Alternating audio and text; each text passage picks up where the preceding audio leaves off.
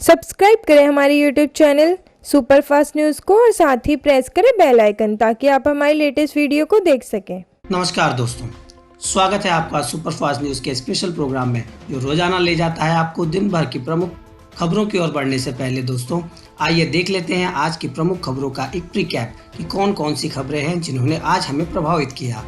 तो आज हम अपनी अपडेट्स में बात करेंगे प्लाज्मा थेरेपी की। जी हाँ दोस्तों, वही प्लाज्मा थेरेपी जिसे कोरोना से लड़ने के लिए प्रमुख सहायक माना जा रहा था। देखेंगे उसके बारे में केंद्र सरकार ने आज क्या अपडेट्स दिए हैं।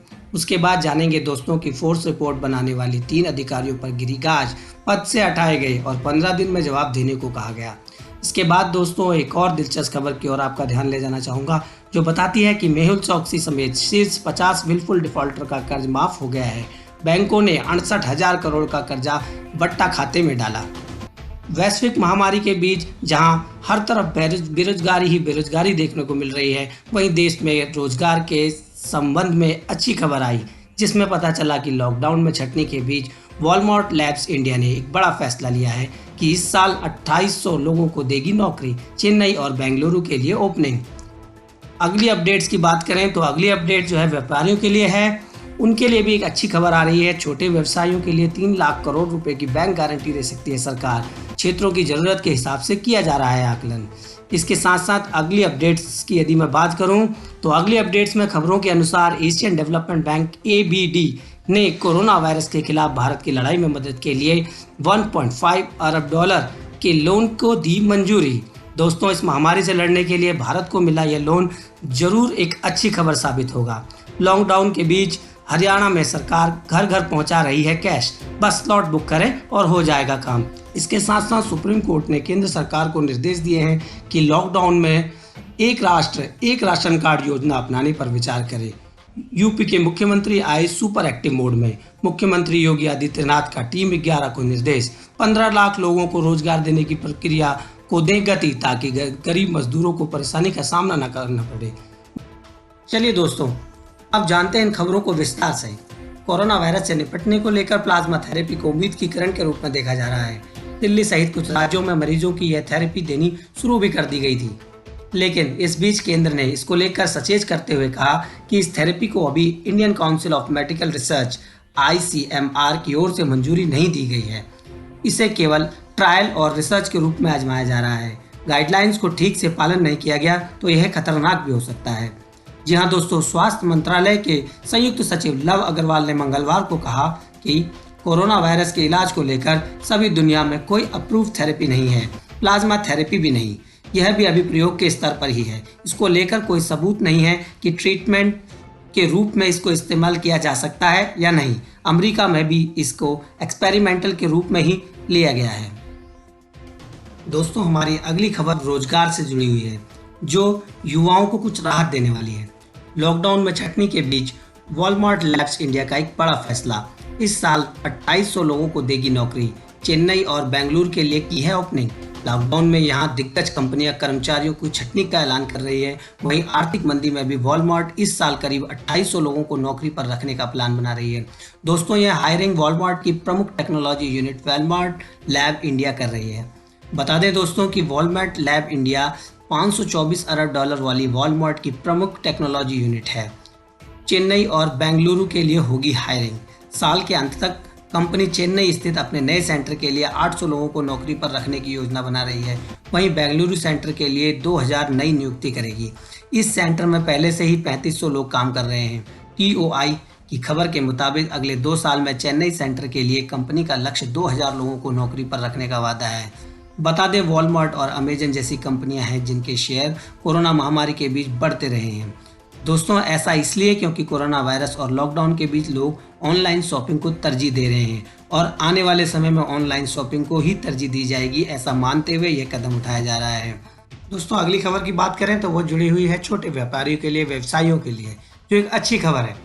जी हाँ दोस्तों, मोदी सरकार छोटे व्यवसायियों के लिए 3 लाख करोड़ रुपए के बैंक ऋण की गारंटी देने के प्रस्ताव पर विचार कर रही है ताकि देश की अर्थव्यवस्था को फिर से शुरू किया जा सके। जी हाँ दोस्तों, ब्लूमबर्ग की एक रिपोर्ट के मुताबिक प्रधानमंत्री नरेंद्र मोदी जी ने स्थिति का जायजा लेने के लिए वीडियो कॉन्फ्रेंस के माध्यम से मुख्यमंत्रियों के साथ बातचीत की।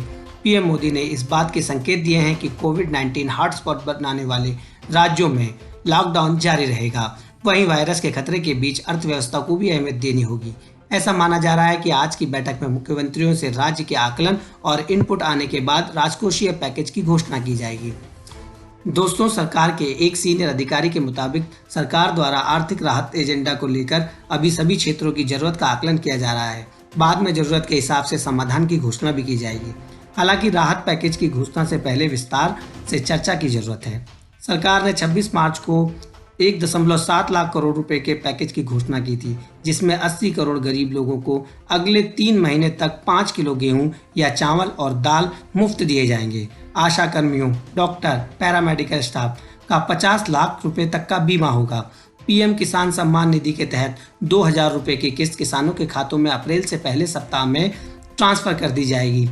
मनरेगा के तहत 182 के स्थान पर 202 रुपए की दैनिक मजदूरी दी जाएगी। 3 करोड़ वरिष्ठ नागरिकों, गरीब विधवा और गरीब दिव्यांगों को अगले 3 महीने तक 1,000 रुपए प्रति माह की आर्थिक मदद दी जानी है।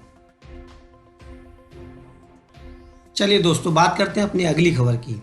अगली खबर जुड़ी है मुख्यमंत्री योगी आदित्यनाथ, जो हमेशा अपने निर्णयों के लिए चर्चा में बने रहते हैं। इस बार भी कोरोना से संबंधित उन्होंने एक ऐसा ही निर्णय लिया। मुख्यमंत्री योगी आदित्यनाथ का टीम 11 को निर्देश 15 लाख लोगों को रोजगार देने की प्रक्रिया को दें गति, ताकि गरीब मजदूरों को परेशानी का सामना न करना पड़े। कोरोना वायरस के बढ़ते जा रहे संक्रमण के बीच में भी मुख्यमंत्री योगी आदित्यनाथ प्रदेश के लोगों की हर स्तर पर मदद करने को तत्पर हैं। सीएम योगी आदित्यनाथ ने मंगलवार को अपनी कोर टीम 11 के साथ लोक भवन में बैठक के दौरान अधिकारियों को निर्देश दिया कि 15 लाख लोगों के रोजगार सृजन की प्रक्रिया को गति प्रदान की जाए।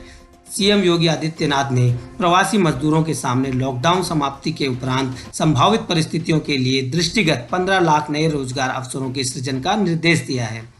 दोस्तों, इस क्रम में कृषि उत्पादन आयुक्त की अध्यक्षता में गठित एक कमेटी कार्य कर रही है।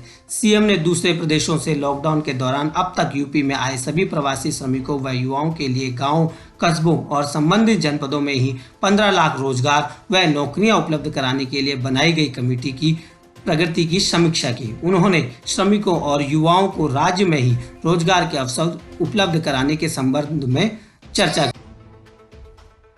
दोस्तों, अब बढ़ते हैं अगली खबर की तरफ, जो भारत की कोरोना के खिलाफ लड़ाई में मदद करने के लिए काफ़ी कारगर साबित होने वाली है।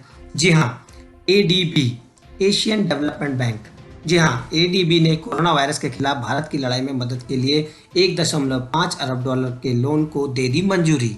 एशियन डेवलपमेंट बैंक एडीबी ने मंगलवार को कहा है कि उसने भारत की कोरोना वायरस महामारी के खिलाफ लड़ाई में मदद करने के लिए उसे 1.5 अरब डॉलर के लोन के लिए मंजूरी दे दी है। दोस्तों, कोरोना वायरस महामारी से बचाव और उपचार के साथ ही गरीब तबके को आर्थिक सुरक्षा प्रदान करने जैसी प्राथमिकताओं को सपोर्ट करने के लिए एडीबी ने इस लोन को मंजूरी दी है। एडीबी के अध्यक्ष मसात्सुगु असाकावा ने कहा कि इस अभूतपूर्व चुनौती से लड़ाई में वह भारत सरकार का सहयोग करने के लिए प्रतिबद्ध है। उन्होंने कहा कि फंड का तेजी से वितरण सहायता के लिए एक बड़े पैकेज का हिस्सा है, जिसे कि एडीबी सरकार और दूसरे विकास भागीदारियों के साथ समन्वय से प्रदान करेगा।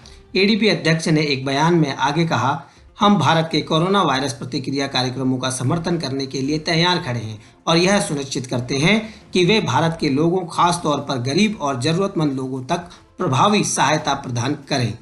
दोस्तों, ये अगली खबर आपको बहुत अच्छी लगेगी। जी हाँ, अगली खबर जुड़ी है हरियाणा से। जी हाँ, हरियाणा की सरकार ने एक बहुत महत्वपूर्ण निर्णय लिया है कि हरियाणा में सरकार घर घर तक पहुंचाएगी कैश। जी हाँ, सही सुना आपने, घर घर तक सरकार पहुंचा रही है कैश।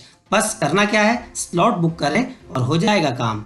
देश कोरोना वायरस संक्रमण से जूझ रहा है। देश में इसके प्रसार को रोकने के लिए लॉकडाउन लागू है। इसके बावजूद कई लोगों को कैश निकालने के लिए एटीएम और बैंकों की शाखाओं तक जाना पड़ता था।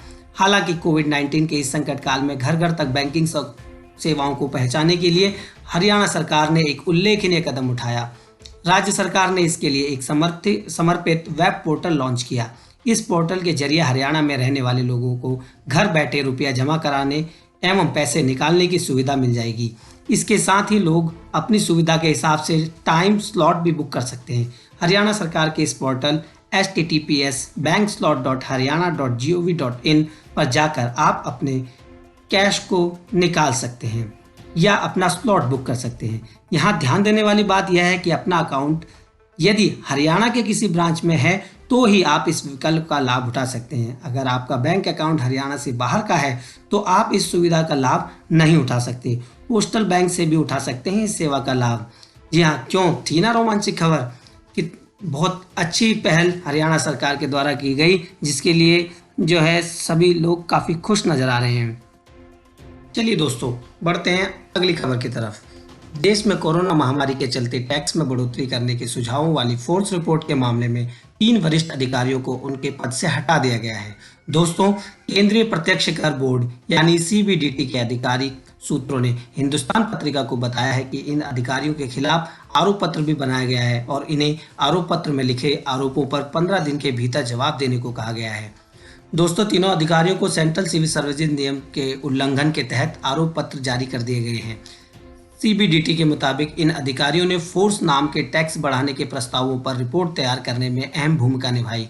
इस रिपोर्ट में वेल्थ टैक्स, कोरोना सरचार्ज जैसे टैक्स लगाने की वकालत की गई थी। विभाग का यह भी मानना है कि इस रिपोर्ट के जरिए टैक्स कानूनों को लेकर मौजूदा आर्थिक हालात के बीच अनिश्चितता का माहौल पैदा हुआ था। दोस्तों, सूत्रों ने यह भी बताया कि इस बारे में फिलहाल शुरुआती जांच के आधार पर अधिकारियों को आरोप पत्र जारी किए गए हैं। इन अधिकारियों में 1988 बैच के आईआरएस प्रशांत भूषण हैं, जो आईआरएस एसोसिएशन के जनरल सेक्रेटरी भी हैं। दोस्तों, विभाग का यह भी कहना है कि इन्होंने बिना किसी अधिकार के रिपोर्ट जनता के बीच साझा कर दी है। एसोसिएशन के जॉइंट सेक्रेटरी और डीओपीटी के डायरेक्टर प्रकाश दुबे ने 2001 बैच के आईआरएस हैं, उन्होंने बिना किसी अधिकार से जूनियर अधिकारियों से रिपोर्ट तैयार करने को कहा और रिपोर्ट को आईआरएस एसोसिएशन को भेज दिया। साथ ही 1989 बैच के आईआरएस संजय बहादुर पर भी जूनियर अधिकारियों को गुमराह कर उनसे रिपोर्ट तैयार कराने का आरोप लगा है।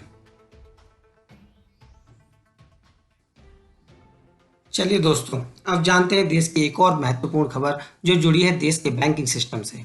जी हाँ दोस्तों, देश के बैंकों ने तकनीकी तौर पर 50 बड़े विलफॉल डिफॉल्टर के 68,607 करोड़ रुपए के कर्ज की बड़ी राशि को एक पट्टा खाते में डाल दिया है। जी बिल्कुल दोस्तों, इन विलफुल डिफॉल्टरों की सूची में भगोड़ा हीरा कारोबारी, जी हाँ, जिनको आप जानते होंगे बहुत प्रसिद्ध हैं, मेहुल चौकसी भी शामिल हैं। यह बात भारतीय रिजर्व बैंक आरबीआई द्वारा सूचना का अधिकार आरटीआई कानून के तहत दी गई जानकारी से सामने में आई। आरटीआई कार्यकर्ता साकेत गोखले ने सूचना का अधिकार कानून के तहत देश के केंद्रीय बैंक से 50 विलफुल डिफॉल्टरों का ब्यौरा और उनके द्वारा लिए गए कर्ज की 16 फरवरी तक की स्थिति की जानकारी मांगी थी। गोखले ने आईएएनएस को बताया, मैंने यह आरटीआई इसलिए डाली क्योंकि वित्त मंत्री निर्मला सीतारमन और वित्त राज्य मंत्री अनुराग ठाकुर ने कांग्रेस सांसद राहुल गांधी द्वारा संसद के बजट सत्र के दौरान बीते 16 फरवरी को पूछे गए तारांकित सवाल का जवाब देने से इनकार कर दिया था।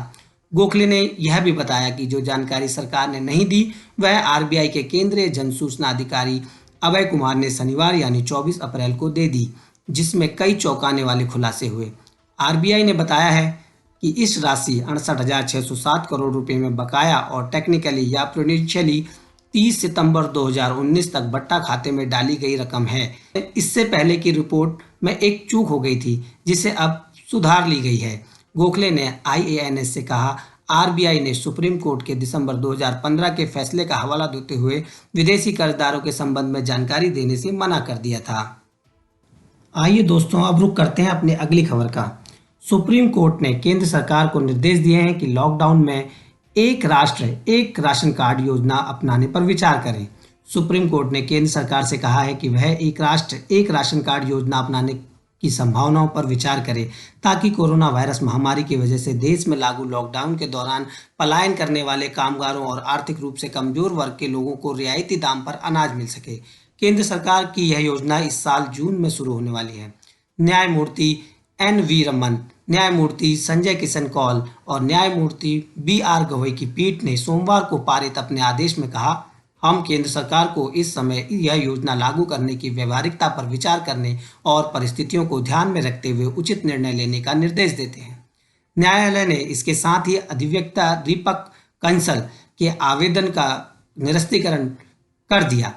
कंसल ने राष्ट्रव्यापी लॉकडाउन की वजह से अलग अलग स्थानों पर फंसे कामगारों और दूसरे नागरिकों के लाभ के लिए योजना शुरू करने का निर्देश देने का अनुरोध किया था। याचिका में याचिकाकर्ता ने कोरोना वायरस महामारी के दौरान प्रवासी श्रमिकों, लाभार्थियों, राज्य के निवासियों और पर्यटन के हितों की रक्षा करने और उन्हें रियायती अन्न और सरकारी योजना के लाभ दिलाने के लिए अस्थायी रूप से एक राष्ट्र एक राशन कार्ड योजना अपनाने के लिए न्यायालय से हस्तक्षेप करने का अनुरोध किया था। दोस्तों, अगली खबर की बात करें, वह जुड़ी हुई है रंगनगरी राजस्थान से। राजस्थान से जहां अब प्रदेश के सभी न्यायालयों के प्रशासनिक एवं न्यायिक कार्य में नहीं होगा जाति का उल्लेख। राजस्थान हाईकोर्ट और प्रदेश के सभी अधीनस्थ न्यायालयों ने प्रशासनिक एवं न्यायिक कार्यों में किसी भी व्यक्ति की जाति का उल्लेख नहीं किए जाने का फैसला लिया है। राजस्थान हाईकोर्ट के रजिस्ट्रार जनरल की ओर से जारी आदेश में कहा गया है कि जाति के आधार पर किसी व्यक्ति की पहचान असंवैधानिक है। यह भारतीय संविधान की मूल भावनाओं के खिलाफ है। क्या बात है दोस्तों। अपने आदेश में उन्होंने कहा है कि भविष्य में किसी की जाति का उल्लेख नहीं किया जाएगा। इस संदर्भ में उन्होंने जुलाई 2018 में हाई कोर्ट के न्यायाधीश एसपी शर्मा के एक फैसले का भी उल्लेख किया है। दोस्तों, जुलाई 2018 में अलवर जेल में बंद बिशन ने हाई कोर्ट की जयपुर बेंच में एक जमानत याचिका दायर की थी। हाई कोर्ट ने उसे जमानत पर रिहा करने का आदेश दे दिया था। जमानत आदेश जब अधीनस्थ न्यायालय पहुंचा तो वहां से उसे रिहाई करने का आदेश देने से इनकार कर दिया गया। इसका कारण बताते हुए कहा गया कि कोर्ट ने अपने आदेश में बिशन मेव लिखा है, जबकि जमानत मांगने वाले की जाति जाटव है। ऐसे में उसे रिहा नहीं किया जा सकता। इस पर बिशन एक बार फिर हाईकोर्ट की शरण में पहुंचा। इस याचिका पर न्यायाधीश एसपी शर्मा ने नाराजगी जताते हुए कहा कि जाति किसी की पहचान का आधार नहीं हो सकता। व्यक्ति की पहचान उसके पितृत्व के आधार पर होनी जानी चाहिए, ना कि जाति के आधार पर। उन्होंने अपने आदेश में साफ किया कि भविष्य में पुलिस भी किसी आरोपी की जाति का उल्लेख नहीं करे, लेकिन इस आदेश का पालन राजस्थान में शुरू ही नहीं हो पाया था। ऐसे में रजिस्ट्रार जनरल ने एक बार फिर आदेश जारी कर इस फैसले को जारी करने की सूचना दी है। जी हाँ दोस्तों, यह थी हमारी आज की कुछ प्रमुख खबरें। यदि आपको अच्छी लगी हो तो लाइक करें, शेयर करें, सब्सक्राइब करें। फिर मिलेंगे कुछ नई खबरों के साथ, कुछ नई अपडेट्स के साथ।